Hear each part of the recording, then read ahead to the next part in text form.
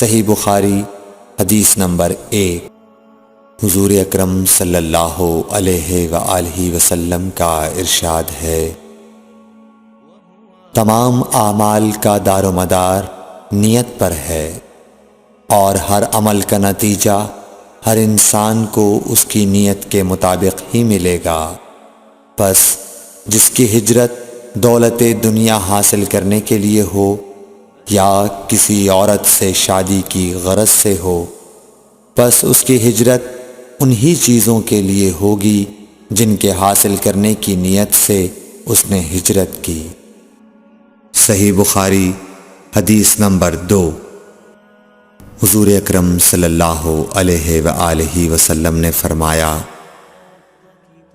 کہ وحی نازل ہوتے وقت کبھی مجھ کو گھنٹی کی سی آواز محسوس ہوتی ہے، اور وحی کی یہ کیفیت مجھ پر بہت شاق گزرتی ہے۔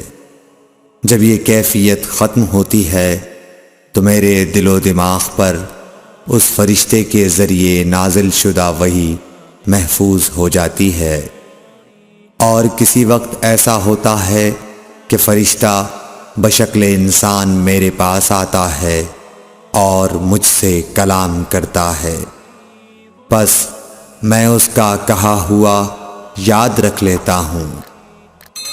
صحیح بخاری حدیث نمبر 3۔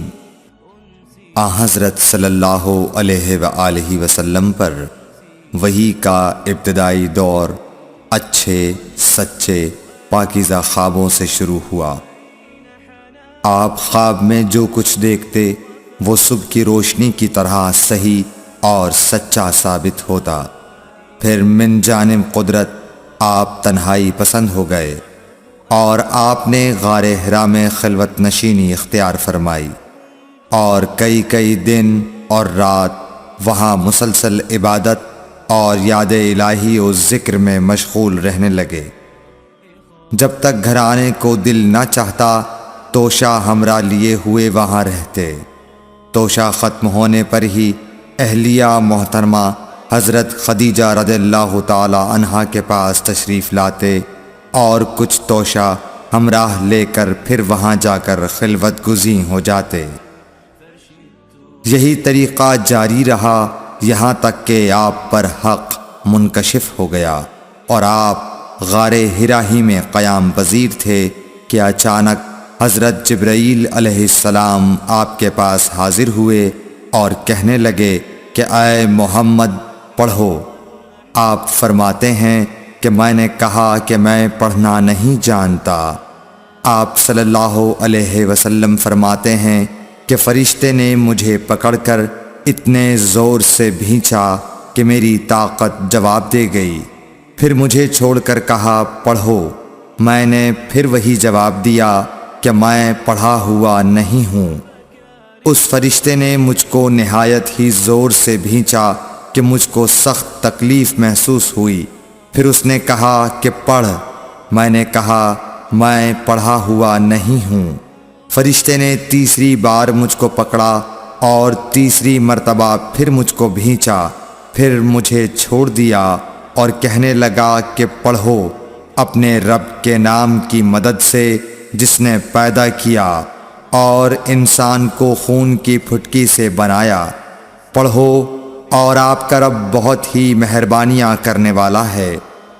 پس یہی آیتیں آپ حضرت جبرائیل علیہ السلام سے سن کر اس حال میں غار حرا سے واپس ہوئے کہ آپ کا دل اس انوکھے واقعے سے کانپ رہا تھا۔ آپ حضرت خدیجہ کے ہاں تشریف لائے اور فرمایا کہ مجھے کمبل اوڑھا دو، مجھے کمبل اوڑھا دو۔ لوگوں نے آپ کو کمبل اوڑھا دیا۔ جب آپ کا ڈر جاتا رہا تو آپ نے اپنی زوجہ محترمہ حضرت خدیجہ رضی اللہ تعالی عنہا کو تفصیل کے ساتھ یہ واقعہ سنایا، اور فرمانے لگے کہ مجھ کو اب اپنی جان کا خوف ہو گیا ہے۔ آپ کی اہلیہ محترمہ حضرت خدیجہ رضی اللہ تعالی عنہا نے آپ کی ڈھارس بندھائی اور کہا کہ آپ کا خیال صحیح نہیں ہے، اللہ کی قسم آپ کو اللہ کبھی رسوا نہیں کرے گا۔ آپ تو اخلاق فاضلہ کے مالک ہیں، آپ تو کنبہ پرور ہیں، بے کسوں کا بوجھ اپنے سر پر رکھتے ہیں، مفلسوں کے لیے آپ کماتے ہیں، مہمان نوازی میں آپ بے مثال ہیں، اور مشکل وقت میں آپ امر حق کا ساتھ دیتے ہیں۔ ایسے اوصاف حسنہ والا انسان یوں بے وقت ذلت و خواری کی موت نہیں پا سکتا۔ پھر مزید تسلی کے لیے حضرت خدیجہ رضی اللہ تعالی عنہا آپ کو ورقہ بن نوفل کے پاس لے گئیں، جو ان کے چچا زاد بھائی تھے اور زمانہ جاہلیت میں نصرانی مذہب اختیار کر چکے تھے اور عبرانی زبان کے کاتب تھے۔ چنانچہ انجیل کو بھی حسب منشائے خداوندی عبرانی زبان میں لکھا کرتے تھے۔ انجیل سریانی زبان میں نازل ہوئی تھی، پھر اس کا ترجمہ عبرانی زبان میں ہوا۔ ورقہ اسی کو لکھتے تھے۔ وہ بہت بوڑھے ہو گئے تھے، یہاں تک کہ ان کی بینائی بھی رخصت ہو چکی تھی۔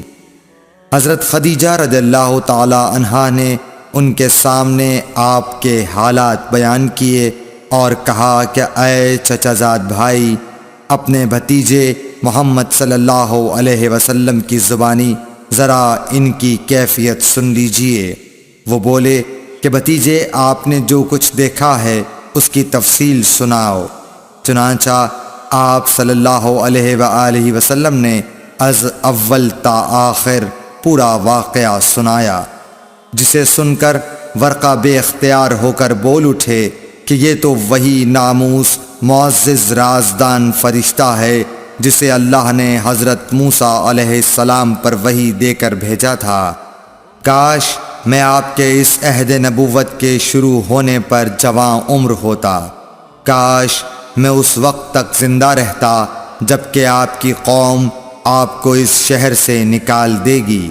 رسول کریم صلی اللہ علیہ وآلہ وسلم نے یہ سن کر تعجب سے پوچھا کہ کیا وہ لوگ مجھ کو نکال دیں گے، حالانکہ میں تو ان میں صادق و امین و مقبول ہوں۔ ورقہ بولا، ہاں یہ سب کچھ سچ ہے، مگر جو شخص بھی آپ کی طرح امر حق لے کر آیا لوگ اس کے دشمن ہی ہو گئے ہیں۔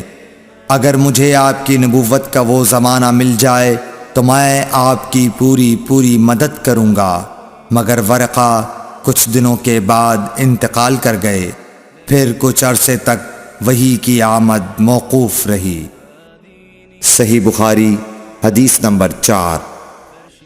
حضور اکرم صلی اللہ علیہ وآلہ وسلم نے وحی کے رک جانے کے زمانے کے حالات بیان فرماتے ہوئے کہا کہ ایک روز میں چلا جا رہا تھا کہ اچانک میں نے آسمان کی طرف ایک آواز سنی، اور میں نے اپنا سر آسمان کی طرف اٹھایا۔ کیا دیکھتا ہوں کہ وہی فرشتہ جو میرے پاس غار حرا میں آیا تھا وہ آسمان و زمین کے بیچ میں ایک کرسی پر بیٹھا ہوا ہے۔ میں اس سے ڈر گیا اور گھر آنے پر میں نے پھر کمبل اوڑھنے کی خواہش ظاہر کی۔ اس وقت اللہ پاک کی طرف سے یہ آیات نازل ہوئیں، اے لحاف اوڑھ کر لیٹنے والے، اٹھ کھڑا ہو اور لوگوں کو عذاب الہی سے ڈرا، اور اپنے رب کی بڑائی بیان کر، اور اپنے کپڑوں کو پاک صاف رکھ اور گندگی سے دور رہ۔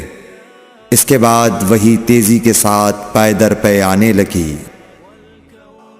صحیح بخاری حدیث نمبر 5۔ رسول اللہ صلی اللہ علیہ وآلہ وسلم نزول قرآن کے وقت بہت سختی محسوس فرمایا کرتے تھے، اور اس کی علامتوں میں سے ایک یہ تھی کہ یاد کرنے کے لیے آپ اپنے ہونٹوں کو ہلاتے تھے۔ ابن عباس رضی اللہ تعالی عنہ نے کہا، میں اپنے ہونٹوں کو ہلاتا ہوں جس طرح آپ ہلاتے تھے۔ سعید کہتے ہیں، میں بھی اپنے ہونٹ ہلاتا ہوں جس طرح ابن عباس رضی اللہ تعالی عنہ کو میں نے ہلاتے دیکھا۔ پھر انہوں نے اپنے ہونٹ ہلائے۔ ابن عباس رضی اللہ تعالی عنہ نے کہا، پھر یہ آیت اتری کہ اے محمد، قرآن کو جلد جلد یاد کرنے کے لیے اپنی زبان نہ ہلاؤ، اس کا جمع کر دینا اور پڑھا دینا ہمارا ذمہ ہے۔ حضرت ابن عباس رضی اللہ تعالی عنہ کہتے ہیں، یعنی قرآن آپ صلی اللہ علیہ وآلہ وسلم کے دل میں جمع دینا اور پڑھا دینا ہمارے ذمہ ہے۔ پھر جب ہم پڑھ چکے تو اس پڑھے ہوئے کی اتباع کرو۔ ابن عباس رضی اللہ تعالی عنہ فرماتے ہیں، اس کا مطلب یہ ہے آپ اس کو خاموشی کے ساتھ سنتے رہو، اس کے بعد مطلب سمجھا دینا ہمارے ذمہ ہے۔ پھر یقیناً یہ ہماری ذمہ داری ہے کہ آپ اس کو پڑھو، یعنی اس کو محفوظ کر سکو۔ چنانچہ اس کے بعد جب آپ کے پاس حضرت جبرائیل علیہ السلام وحی لے کر آتے تو آپ توجہ سے سنتے، جب وہ چلے جاتے تو رسول اللہ صلی اللہ علیہ وسلم اس وحی کو اس طرح پڑھتے جس طرح حضرت جبرائیل علیہ السلام نے اسے پڑھا تھا۔